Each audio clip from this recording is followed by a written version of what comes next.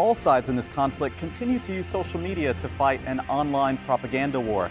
Send us your questions on Facebook Live or on Twitter using the hashtag AJNewsGrid. Also on the grid, from the deserts of Morocco to the mountains of Uganda, the alarm is sounding on climate change. As world leaders meet in Marrakesh for the UN Climate Summit, we have a special report from the rapidly melting glaciers of East Africa. Also looking for your questions for the former UN climate chief, Christina Figueres. And 10 years of Al Jazeera English, how far we have come in that decade. But as technology changes the way information is provided, the opportunities, the challenges are increasing, including the pitfalls of fake news. We're going to tell you how you can spot it online and avoid getting duped.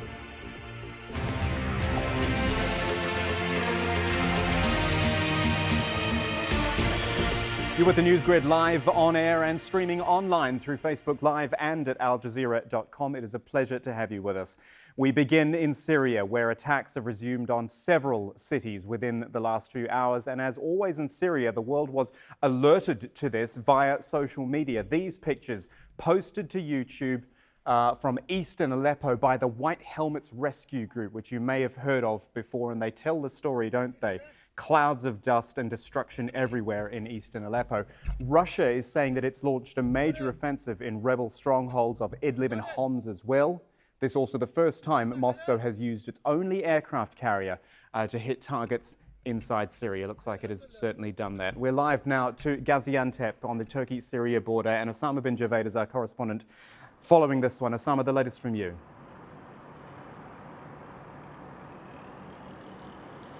Well, Kamal, it happened after 3 weeks of a relative calm where we were hearing of 1 or 2 strikes on the besieged city of Aleppo.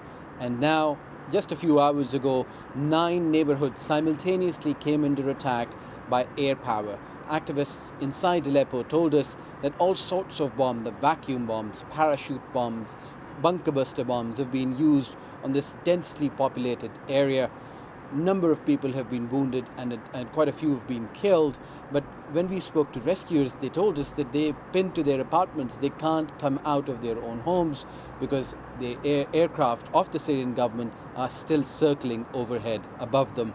Many areas of this besieged city of Aleppo have been cut off, as 3 weeks ago when the last airstrikes happened, they targeted any sort of infrastructure that was standing in the city of Aleppo and took out roads, alleyways, and anywhere where rescuers and aid workers could go in to provide aid or medical help to the people who will be struck in these locations. Osama, not that it would have made a difference, I'm sure, but there was warning of this, wasn't there? 24 hours of warning. Absolutely, Kamal. And as soon as that warning came out, we spoke to people inside Aleppo who received these text messages, who heard them on the loudspeakers, and we asked them, how are you preparing? And they said, what do you expect? How do we prepare? We are surrounded from all sides. And they told us that there's nothing that they can prepare with. There is very little food or medical aid that is available. It's not as if that you could go to the supermarket and stock up. This is a place where there's been no aid since the early parts of this year, and the last time that food was allowed in was in the month of August when the rebels broke the siege. So people said they can't really prepare, but they only brace themselves for these offensives. When we spoke to rescuers and we asked them, have you done any special arrangements? They said they dug some shelters, bomb shelters for people to go in, but people are afraid to leave their own homes because they say if they go in, then they will be struck under all of this rubble, and there will be no one who will be able to dig them out. At Osama bin Javed, if you want to connect with Osama live there in Gaziantep, we thank you for that. So let's dig further into this situation in Aleppo, remind you of just how bad it is. Syria's second city, the main focus of the conflict, more than 200,000 people thought to be trapped in this area, this eastern Aleppo, this enclave basically, that green area which is held by opposition rebels. For months, the aid agencies have warned of a looming humanitarian crisis. The food and the aid isn't getting in, and many of those who need help, particularly medical assistance, can't get out. And as we were talking about there, Damascus and Moscow had given people 24 hours to get out for what it was worth. That deadline has now, of course, expired. Well, Ranj Al-Aldin is with us here in the studio, a Middle East scholar with the Brookings Doha Centre. Welcome. Lovely to have you with us here on the NewsGrid. As I was saying to Osama before, we knew this was coming, and the Syrian government And Moscow would say, well, we gave you warning, but the people could never have gotten out, could they? Precisely, especially in a conflict that's as messy, as fragmented, as violent as this one. 24 hours, by no stretch of imagination, is enough to get thousands of people out into safety. The problem here is the lack of political interaction. You need to have that space for political dialogue in order to even set up a basic humanitarian corridor. And so in the meantime, just keep bombing? While there's no political process in place, they just keep bombing? Precisely. So, what does it achieve, though? well, make no mistake, the military component of this war is being prioritized over the humanitarian. And that's principally the basis for the promises that the Russians gave. They were very superficial. Until they're confident that they have the upper hand in this conflict, we won't see any alleviation of the humanitarian crisis. The achievement is that it bombards civilian populations into subjugation. Ideally, for the Russians, it shifts the balance of power decisively in their favor. Here's the other thing, I think, whenever we look at these pictures, Aleppo, in fact, so many parts of Syria, they're absolutely destroyed. Is there any point in carrying on? There's going to be nothing left for whoever, quote unquote, wins this, is there? Well, if you want to project yourself, both in Syria and internationally, as the legitimate government of the country, as the ruler of the country, you need to control territories. As you rightly point out, there won't be much left of Syria even after this conflict is over. But in order for the Assad regime to stay in its position, to maintain that image of power, of rule, of governance, it has to take back key cities like Aleppo. Ranj, I'm getting our first questions coming in from our viewers watching on Facebook Live. Sadiq Al-Banyel, apologies if I've pronounced your name wrong, but said quite simply, who were the targets? Because when you see the pictures, you see mostly it looks like innocent people or just everyday residents there. Who are the quote-unquote targets there? Well, so far, since the Russian involvement, based on the Assad regime's actions over the years, the targets have been, or the bombings have been carried out indiscriminately. The Russians say it's terrorist groups, but so far as they're concerned, that's very fluidly defined. It's very broad. It can cover anything from moderate, hostile, anti-Assad regime groups to your jihadi organizations that you have there. So I don't think they're fixed on a particular target. For them, it's taking back control of Aleppo, no matter what the cost. All about control, isn't it? Ranj Al-Adin, thank you for coming in. Pleasure to have you with us. Thank you for that. Pleasure. Talk through the social media side of this, because as I said before, it is social media, so much of social media that drives the Aleppo story or the Syria story, isn't it? That's right. And today we're following one account from the rebel held east of Aleppo, and that is of Bana al-Abad. She's a 7-year-old girl who lives in a rebel held part of Aleppo. She and her mother Fatima have been tweeting about life under siege and under bombardment. They have, as you can see, more than 82,000 followers now, and Bana is one of 100,000 children who are left trapped in the city. Earlier today, she tweeted an update saying that since it started, over 20 bombs fell. She's also broadcast live on Periscope. If we can just take a look at that from earlier today. I want to tell you the situation here in Aleppo. As you see, the airplanes are bombing us. As you see the bomb here. As you hear the sound,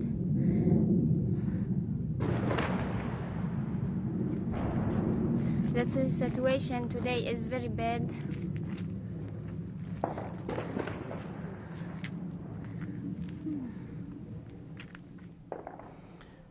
And as you can see, that's one of many accounts that we are following here at Al Jazeera on the NewsGrid. And it is, in many ways, the best way to get information out of the rebel held east of Aleppo as we watch this latest bombardment. And how, Andrew, do Russians look at this on social media? There are two sides to the story. I'm sure they're telling a story, a certain narrative. That's right. And it was actually the Russian media that was among the first to speak about this. We've all been waiting for this bombardment to start. And let's just look at Sputnik. They talk about the aircraft carrier group Admiral Kuznetsov, and they were bragging, or at least reporting several hours ago, that this was a historic mission. They also wanted to make sure that the world knew that there were reports of chemical weapons in Syria and in Aleppo. You can see here there's allegations that there was a, quote, terrorist chemical weapons workshop, and this is one of the frequent themes, the types of tweets that we're seeing today, and essentially describing the situation in eastern Aleppo as a military campaign against what they believe to be terrorists. All right, at Andrew Chappelle, our social media producer, if you want to connect with him directly, of course, use the hashtag AJNewsGrid. Thank you, Andrew. One more thing I want to bring you, actually, just while Andrew was talking, this has come through on the Newswires, the Russian news agency Interfax, which says Russian missile strikes on Tuesday did not hit Aleppo. So, confusion there. Now remember, there have been other strikes. There's been Homs and Idlib today, so they may be saying those ones we were involved in, but certainly not Aleppo. And this is coming from the Russian news agency Interfax, saying that it didn't strike Aleppo on Tuesday. We've got to keep a close eye on that one and let you know what's happened. Now, keeping our focus on another war in this region, unfortunately, and that is the war in Yemen. The US Secretary of State John Kerry, though, says that a cessation of hostilities is due to take place on Thursday. The Saudi-led coalition and Yemen's Houthi rebels have accepted the UN-backed agreement, though there is a bit of confusion about whether the Yemeni government has actually signed up to the deal. The latest on this one with Rosalind Jordan. She's in Washington, D.C. for us. Rosalind, any more details from the American side of things? Well, what we're trying to find out, Kamal, is whether the U.S. actually had any conversations with the government of Abdul Rabu Mansur Hadi, the current Yemeni president, because his foreign minister tweeted that the Hadi government didn't know anything about this announced ceasefire that's supposed to take effect in about 48 hours' time. Now, what that would mean, according to the U.S. State Department, is that the fighting would stop, that they would start working on trying to set up a permanent unity government, and that would require President Hadi to step aside, allow a deputy to take his place, and the Houthi rebels would then withdraw from the major cities inside that country. Now, we don't know whether the U.S. has had these conversations with President Hadi's government or whether the Sultan of Oman, who has been acting as the go-between between the Saudis and the Houthi rebels, is actually having those conversations with the Hadi government. So there is some confusion at this hour about who exactly is going to be a party to it, because the Hadi government is arguing, we don't know anything about this, and what Secretary Kerry has done is undermining our efforts to try to bring peace back to the country. Rosalind Jordan in Washington, D.C. at Ros Jordan AJE, if you want to talk to Ros there. Well, the war in Yemen strained an entire generation. And because of the fighting, more than 350,000 children couldn't go back to school this year. We've got a series on Yemeni children on our website at aljazeera.com. Type in Yemen in the search bar. And remember, if you want to get in touch with us, very, very simple. At AJNewsGrid is the hashtag we are using. We've got plenty of contact points to you. Going to be reminding you of those throughout the show. Okay. We're at the live wall here, keeping an eye on all of the live lines coming into us here. We're just talking to Rosalind Jordan there, of course. News conference going on in Athens, where President Obama is on the first stop of his European tour, final European tour that he will make before he leaves the presidency. So let's check in with Felicity Barr in London for the latest on that and the rest of the day's news. Thanks, Kamal. As you were saying, Barack Obama has been meeting Greek leaders in Athens as part of that final tour as US president. He's had talks with Prime Minister Alexis Tsipras as well as the Greek president. Now, the Greek government is hoping that Obama will help persuade the country's creditors to restructure some of its monumental debt. They've also been discussing the refugee crisis. Prime Minister Tsipras has made commitments to increase housing for unaccompanied children and to improve access to education for children who are migrants and refugees. And in these goals, it's an obligation of the United States to help, because this cannot be viewed just as a Greek problem. This is an international problem. And I reaffirmed my support to help in any ways that we can, including reaffirming America's support for the deal between the EU and Turkey that can manage arrivals in Europe in a way that is orderly and humane. Lawrence Lee is live for us in Athens. So, Lawrence, what else have the two leaders been saying? Pretty much as billed, Felicity, really. Barack Obama came here at his own volition, saying he wanted to offer Greece some hope. And even though it's very late in the day and right at the end of his presidency, I think it is something of a fillip for the Greek government to receive all this endorsement and congratulation by Barack Obama, for example, on the way in which it's handled the refugee crisis, given how poor Greece is. Had to do it very much alone, since so many European countries said they weren't interested in helping. And Barack Obama very much praised the compassion of the Greek islanders, Lesbos, for instance, which is nominated for a Nobel Prize for its handling of the refugee crisis. So that is a big pat on the back for Greece.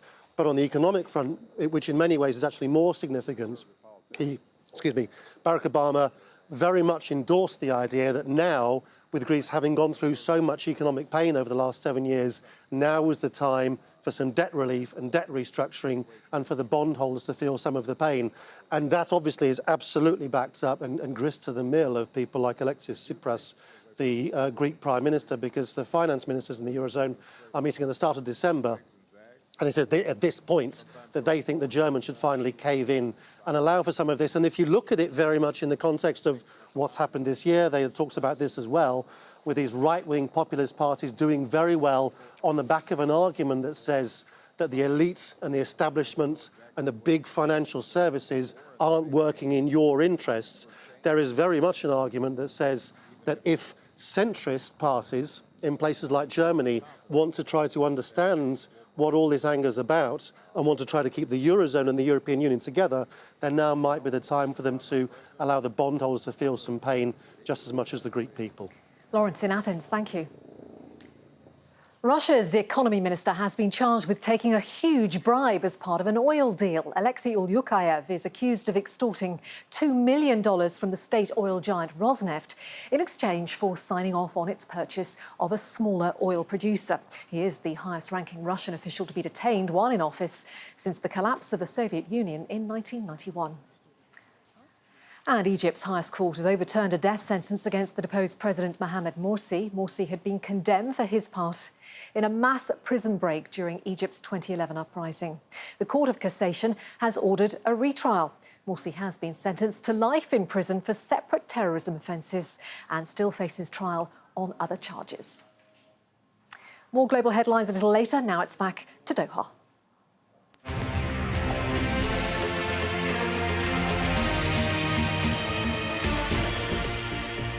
You're with the NewsGrid here on Al Jazeera. Plenty of ways to get in touch with us. As we keep saying, the hashtag is @AJNewsGrid.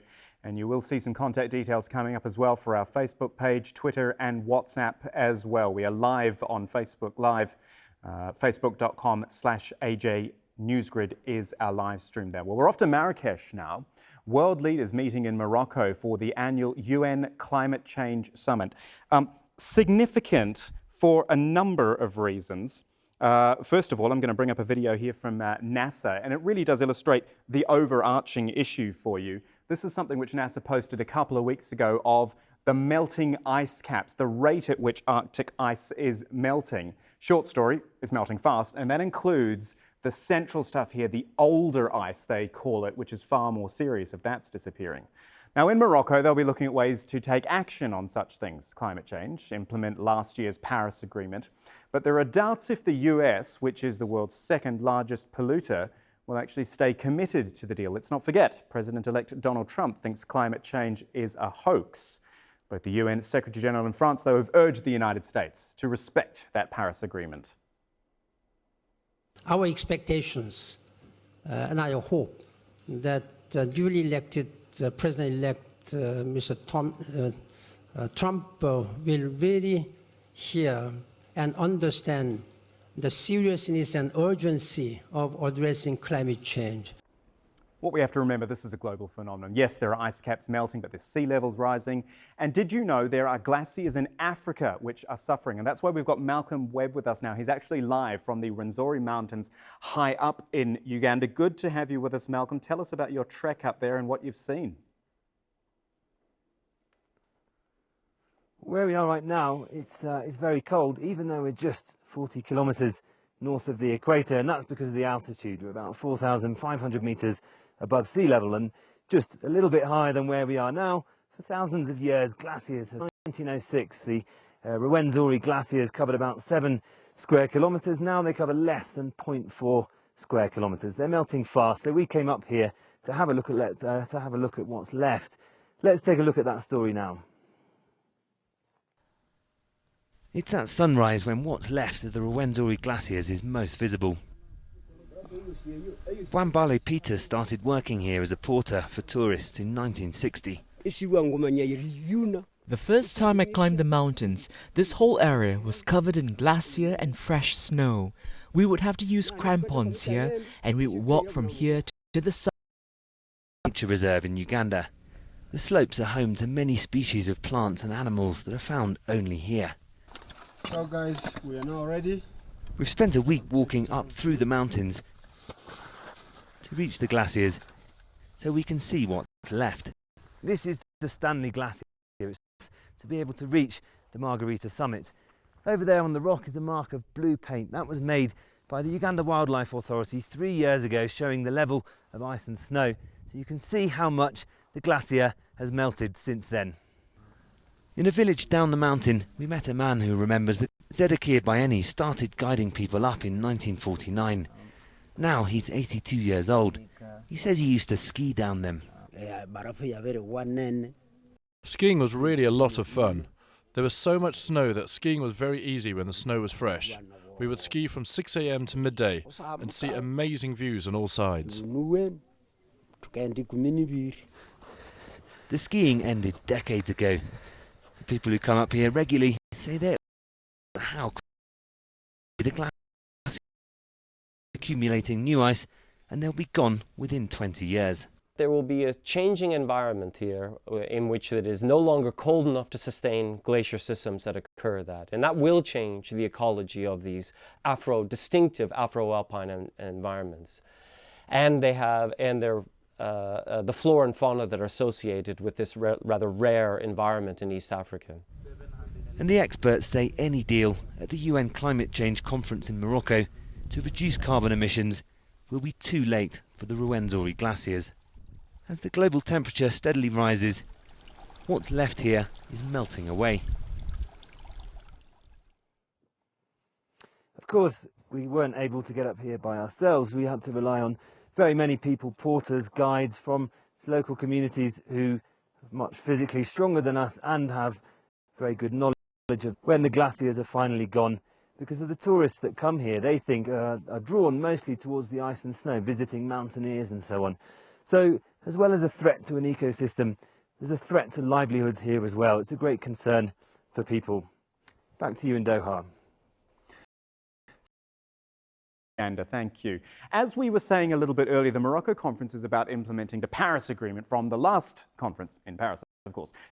Did you know actually signed up to that? Pretty much everyone else is on board. It commits world leaders to keeping global warming below 2 degrees Celsius. That is what scientists say is needed to avoid the worst effects of climate change. The Paris Agreement came into force on the 4th of November, which was just 4 days, remember, before the US election.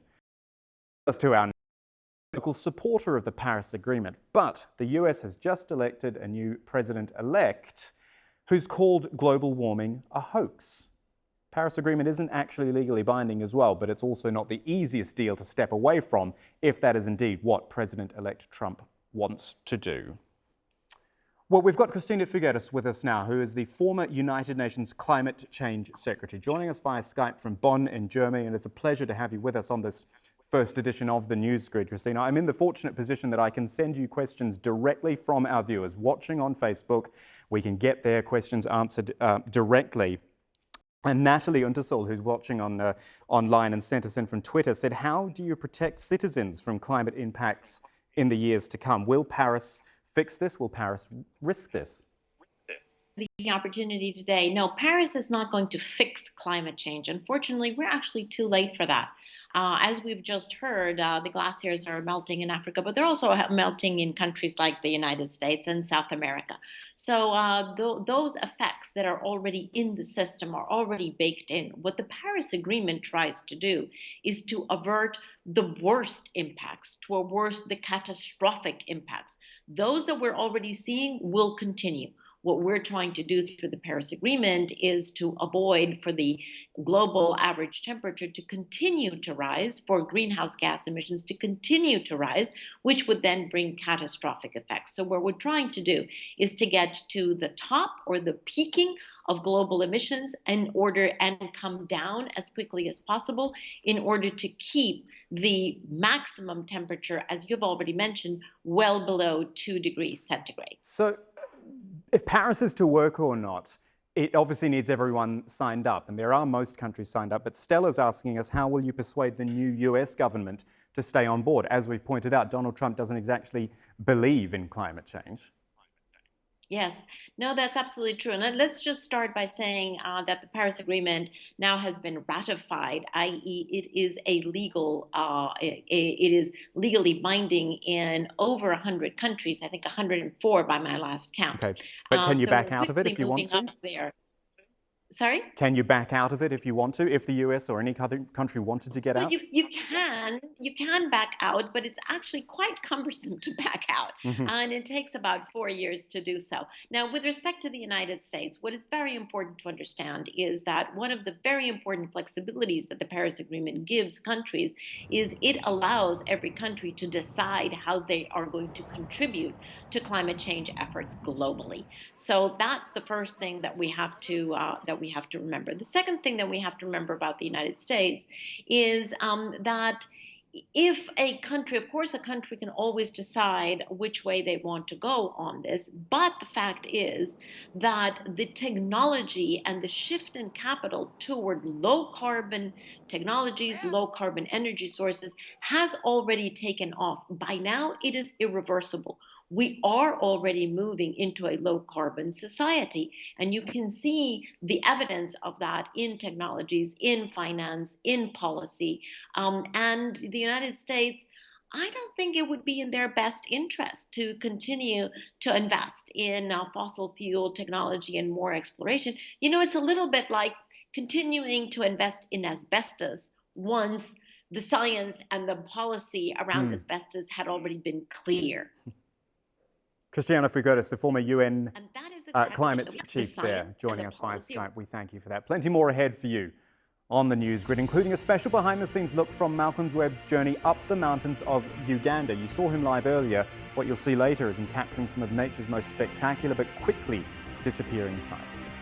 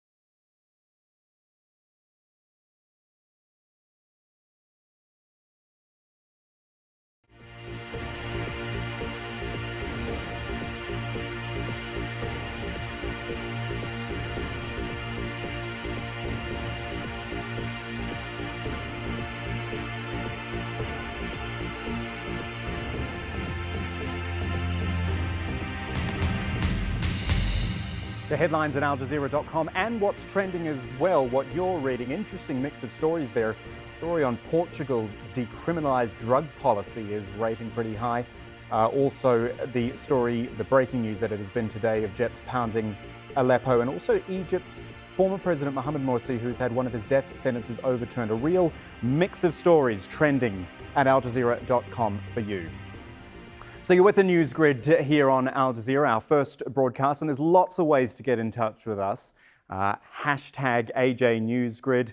Our Facebook page is at facebook.com/AJ NewsGrid, and you can tweet us through at AJ English as well.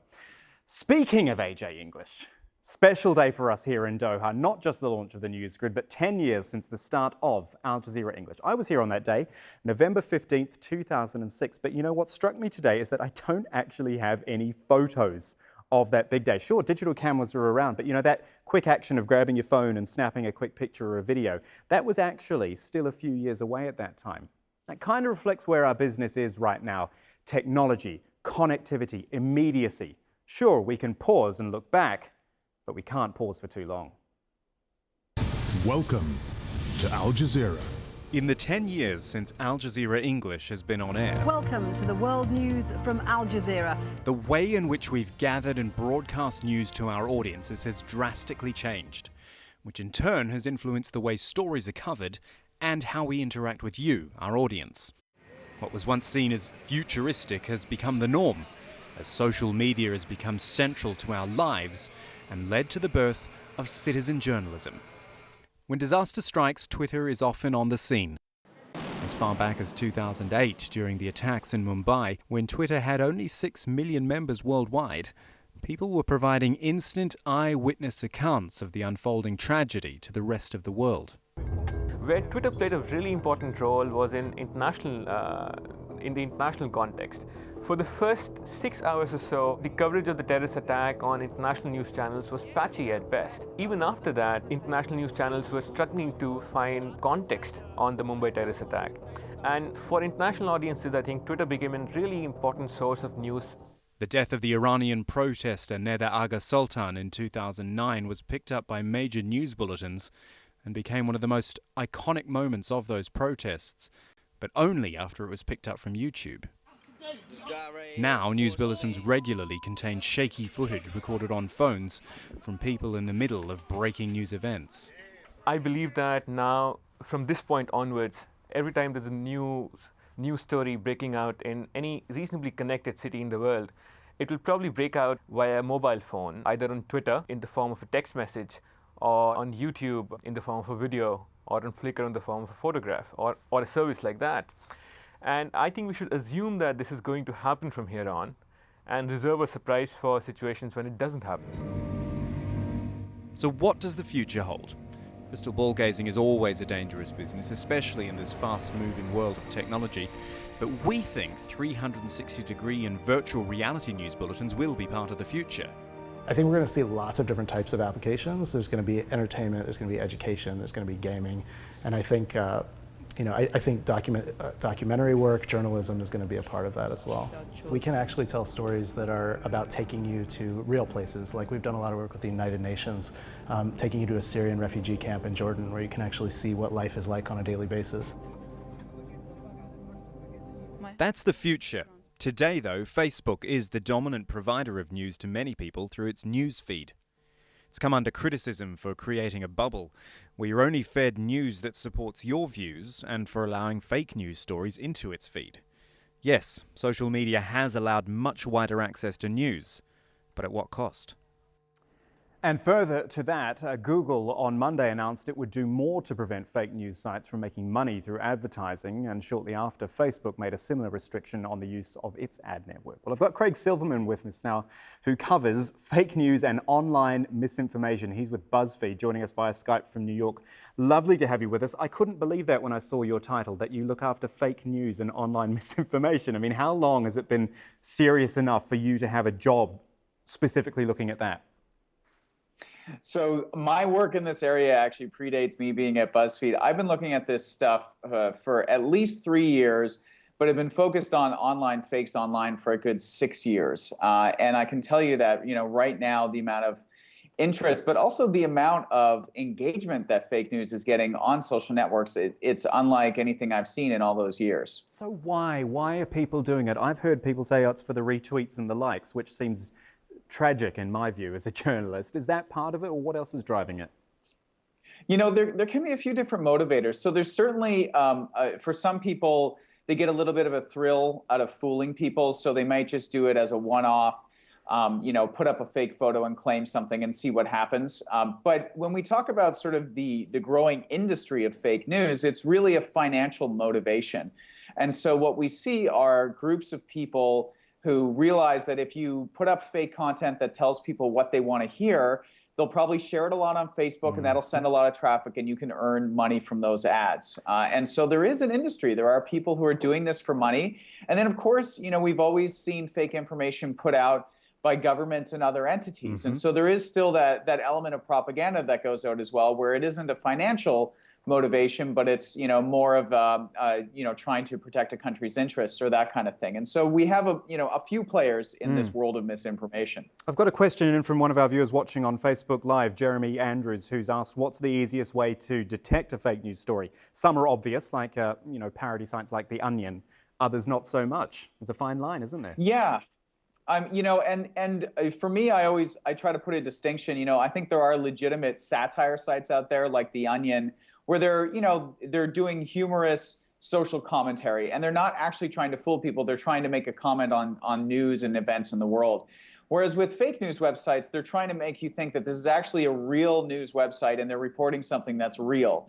And so the first thing that's really good to kind of figure out whether it's real or not is to look at the story itself and figure out what sources are they citing. So are they linking out to any, for example, government reports? Are they linking out to other reputable news organizations? If you come to a website and you've never heard of it before and they're making a really big claim, your level of skepticism should increase right away. And then you should, as you read it, figure out, well, are they linking me to other sources? Are they citing any actual data? And if nobody else is reporting this thing that this one website is doing, then, you know, that's a big red flag. And, you know, if you want to go a little bit deeper, there is a way to do a search online called a who is search, which will tell you when a domain name was registered. And if it's in particular a newer site, those tend to be a little more suspicious. Sometimes people throw them up to put some hoaxes on and see if they can get a little bit of traffic. Craig Silverman joining us from New York. He's with BuzzFeed. Great to talk to you. Thank you so much for that. Do appreciate it. A little earlier, I caught up with Alistair Reid, who's also an expert on user-generated content, UGC as we call it. We were out in the newsroom and he actually showed me on his computer how you can spot fake news stories. Have a look. Yeah, so this happens regularly in breaking news events. The old pictures or old videos are reshared from old events purporting to be from new events. And whether that's because people are trying to gain more followers or just get more retweets or shares, we're not entirely sure, but this happens all the time. This particular video we found, as we can see in the description, well, one, it's from Football TV. Why is a football channel on CCTV footage? But as you can see, it's claiming to be from the November 2016 earthquake in Christchurch. Now, the best way to check out old images or video to see if they are actually old and not from the news event they're claiming to be is to do a reverse image search. And this, I just point out, I would have known because this is an old TV1 logo from being a New Zealander. I remember I would have looked at that and gone, okay, the logo's wrong. But yeah, how would someone who doesn't know that? So, well, for one, the fact that, as you said, it's got the logo on there, it's obviously not from Football TV. When it's with a video, what we need to do is we need to take a screenshot of the video. Right. And we'll do that very quickly. And then we do what's called a reverse image search. And this is basically checking one picture against an entire database of other pictures. Now, Google Images has one of the biggest image databases in the world. They've probably got billions of images. So if you go to images.google.com and hit the little camera icon in the corner. And then we can upload that screenshot that we just took of the video. Let's do that very quickly and hit search. It does it automatically once you've uploaded. And so this is going through the whole Google image search? Yeah, it takes the visual information of the picture and sees if there's a match in its database. So if we scroll down, it's guessing that it's an earthquake GIF. And then we can see as we scroll down, we've got here, it's found a record for that same image for July 2014. Now, Personally, I believe that the video is actually from 2011. Well, I was going to say 2014 wasn't when the big Christchurch earthquake was. It was 2011, yeah. But we can see that there are records of this image that are far older, that are more than 2 years older than the earthquake over. So this one here is from, this is another crowd-sized one. This is from protests that are going on in South Korea at the moment that have been going on for a few days now. It's much, much simpler when it's an actual picture because you don't have to do that screenshot process. And if you're using Google Chrome, you can actually right-click on the picture, go down to search Google for image, and it's going to reverse search it and it will immediately do that for you. So this is the technical side of things. I want to ask you more of a social question. Why do people do this? I think when it's so obvious. Yeah. So it can be a number of different things. When in breaking news situations, sometimes people connect the dots around bits of information that are out there without realizing that the connection they're making is false. So maybe they are looking for pictures or images that are from the protests and they search for that, they Google that, and that's the first image that comes up. So if they're not necessarily already aware of the huge database of images, they may think that that old image is from new. There are other people who are maybe looking for the retweets, as we've seen, are huge on these, are looking for followers, are looking for shares. And sometimes there are people who are actually trying to push a particular political or social agenda. With crowd sizes, it may be making it seem that there's more support for a protest or for a certain cause than there actually is. But it's case by case, to be honest. Alistair Reid talking with us a little bit earlier in the newsroom. And you know, Andrew, so many people who, when we were recording that interview and they saw that, they were saying, oh, I never knew that was what that little camera icon was there for on Google. It's so easy. So easy, and there are so many instances today, and especially with this last US election, in which we need to use tools like this. Just take a look at this example. This was a tweet from 2 days ago, and it says, view from above, anti-Trump rally in Los Angeles and Wilshire Boulevard. Let's just take a quick look at it. Okay, now if you didn't know any better, you might think, wow, that's a lot of people who are marching in Los Angeles against Donald Trump. And you might look at the number of likes there at the bottom that says 54,000 likes and more than 35,000 people retweeting it. But you may have also seen the Venezuelan flags, because this video isn't from Los Angeles, it isn't from the United States, and has nothing to do with Donald Trump. So it is something that is a frequent issue that we have to deal with here at Al Jazeera on a daily basis, and you as a news consumer have to deal with as well. Sorry, I was just busy looking at some questions here, but I did want to ask you about the poll. That's all right. No, online polls are going to be a big part of what we do on the NewsGrid, sending these out through Twitter and Facebook and our Facebook bot and all that. So we've got one up and running already. Talk us through it. Yeah, so we wanted to ask you if you've ever been duped by one of these fake or not so true news stories that comes across your newsfeed. And 76% of you say that you have at least noticed a fake news story. And I wanted to share one comment here because we had a lot of viewers who wanted to point blame at a particular site or a particular source. But one particular viewer, Mad, says there were thousands of them saying that Obama was popular and Hillary was winning, too many to count. And Madge brings up a few outlets here and says all fake. Now, I wouldn't say they're fake. I think they were just sort of misled, but it's an interesting perspective there for sure. Come on. Okay, cool. Add Andrew Chappelle there, our social media producer, and I've been duped, I have to confess, Andrew, something to do with a penguin in Doha. But I'm not going to go into that now. Back at the live wall here, having a look at the live feeds coming in, actually a little bit quiet, though we've just been seeing President Obama speaking there. And here's actually Paul Ryan, Speaker of the House in the US, who's giving a live news conference as well. So much is going to change, you'd think, with the way the House, the presidency is all going to move. Or the relationship will change once President-elect Trump comes in to power in January. More news for you now with Felicity Barr. She's in London for us. That's Kamal. I can tell you that more than 1,500 people have been treated for breathing problems due to toxic smoke, which was caused by fires lit by ISIL in northern Iraq. The armed group set alight a chemical plant and several oil wells near Mosul as part of their efforts to push back the army and its allies who are trying to retake the city.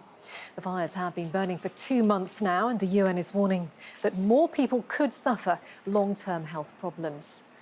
Well, meanwhile, US and Iraqi military officials have given an update on the offensive, saying they've killed almost 1,000 ISIL fighters since their advance on Mosul started last month. They've also destroyed ISIL tunnels and suicide bombs as troops edge closer to the city. More than a third of the eastern side has been liberated by the military forces. This area was restive even before the presence of the ISIL terrorists. These districts are very important, the key to the liberation of other areas. US troops and CIA agents could face investigation and possible charges by the International Criminal Court. The court's chief prosecutor has released a report which suggests that American forces may have committed war crimes by torturing detainees in Afghanistan. Prosecutors will now decide whether to open a full investigation, a move the US State Department says is not warranted. A leaked document suggests that Britain has no overall strategy for leaving the European Union. It also casts the UK's government leaders in a chaotic light, with senior ministers divided and the civil service in turmoil. But as Barnaby Phillips reports, the Prime Minister's office has talked down the memo, saying it holds no credence. Brexit means Brexit, the British government says. But do these ministers know what they're doing? A leaked report says they're struggling, overwhelmed by the scale of the task. It suggests the government needs more time and might need to hire tens of thousands of extra civil servants. Is the cabinet split on Brexit? The report says the government is hampered by divisions, that pro-Brexit ministers like Boris Johnson, David Davis and Liam Fox disagree with others like the Chancellor, Philip Hammond, who campaigned for Britain to stay in the EU. It says the Prime Minister keeps too many details and decisions to herself. Theresa May won't be happy about all this. Her ministers say the report was not official, but was written by outside consultants and doesn't give a fair impression of the progress they've made on Brexit. We don't recognise this document. It's certainly not something that was commissioned by government, and it's not in keeping with my experience. I'm a member of the Brexit Committee, part of the team planning for Brexit. I don't recognise the things I've read in the papers this morning. Yes, we've got some hard work ahead of us, but that hard work's being done, it's being done effectively, and we've got a team effort across Whitehall to deliver it. But critics say the report does ring true, that the Prime Minister is reluctant to take the difficult decisions that Brexit will inevitably entail. It's about deciding what the priorities are. Are the priorities cutting immigration? Are they supporting our agricultural industry? Is it financial services? Is it automotive? The truth is, in any negotiation, you can't get everything you want. And so you need to start setting priorities. And it seems to me that Number 10 are still trying to get to grips with all of the detail before they make those decisions. The problem is there's so much detail, we'll be waiting till the next century if they do that. Whatever the accuracy of this report, and despite an ongoing legal challenge, the Prime Minister says she's determined to stick to her original schedule to invoke Article 50, which will start the process of Britain leaving the EU by the end of March next year. Barnaby Phillips, Al Jazeera, at Number 10 Downing Street. Japan's UN peacekeeping troops will soon take part in rescue missions in South Sudan. The new assignment allows them to help save UN staff or non-government organisation personnel who are under attack.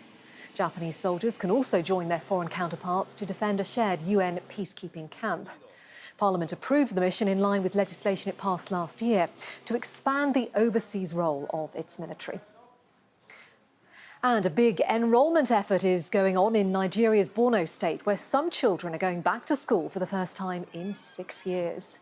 The armed group Boko Haram has been preventing classes from being held. Their name means Western education is forbidden in the local Hausa language.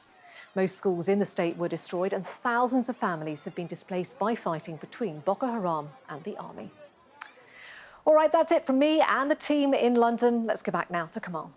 Thank you, Felicity, and more with Felicity at the top of the hour, 1600 GMT from London. You're with the NewsGrid live on air and streaming online, Facebook Live and at aljazeera.com. And I'm reliably informed plenty of people watching us on our YouTube page as well. If you're watching us, welcome. Please send in any thoughts you've got or questions.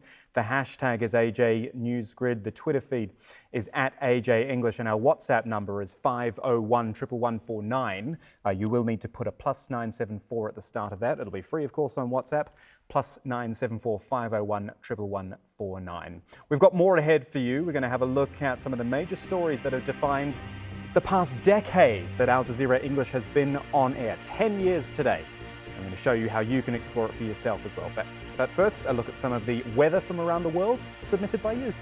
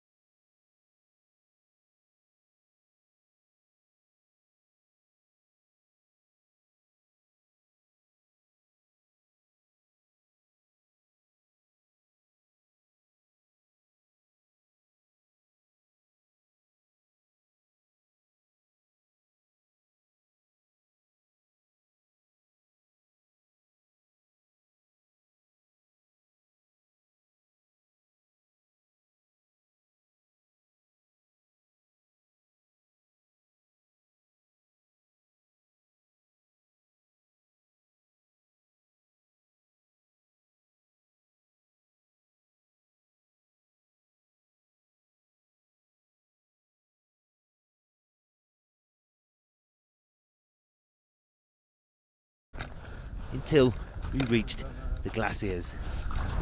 You still have battery? You know, it's hard to walk, film and concentrate. We've just crossed our first glacier. These are our footprints snaking up the slope there. It went okay, but the camera batteries keep reading 0 charge, even though they're fully charged. They clearly don't like the cold.